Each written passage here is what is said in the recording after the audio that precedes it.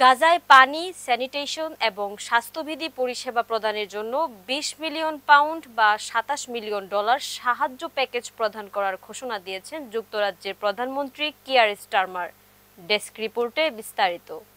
গাজায় পানি, স্যানিটেশন ও স্বাস্থ্যবিধি পরিষেবা প্রদানের জন্য ২০ মিলিয়ন পাউন্ড বা $২৭ মিলিয়ন সাহায্য প্যাকেজ প্রদান করার ঘোষণা দিয়েছেন যুক্তরাজ্যের প্রধানমন্ত্রী কিয়ার স্টারমার। রোববার ১২ অক্টোবর মিশরে গাজা যুদ্ধের অবসানের লক্ষ্যে বিশ্ব নেতাদের শীর্ষ সম্মেলনে যোগ দিতে এসে এই ঘোষণা দেন তিনি। যুক্তরাজ্য জানিয়েছে, এই তহবিল ইউনিসেফ, বিশ্ব খাদ্য কর্মসূচি এবং নরওয়েজিয়ান শরণার্থী কাউন্সিলের মাধ্যমে সরবরাহ করা হবে এবং দুর্ভিক্ষ, অপুষ্টি ও রোগের মুখোমুখি ব্যক্তিদের কাছে পৌঁছানোর জন্য সব ব্যবস্থা করা হয়েছে। রোববার ২ বছর পর যুদ্ধ শেষ করার চুক্তির প্রথম পর্যায়ের অংশ হিসেবে তৃতীয় দিনের মতো গাজায় ইসরায়েল এবং হামাসের মধ্যে যুদ্ধবিরতি চলছে।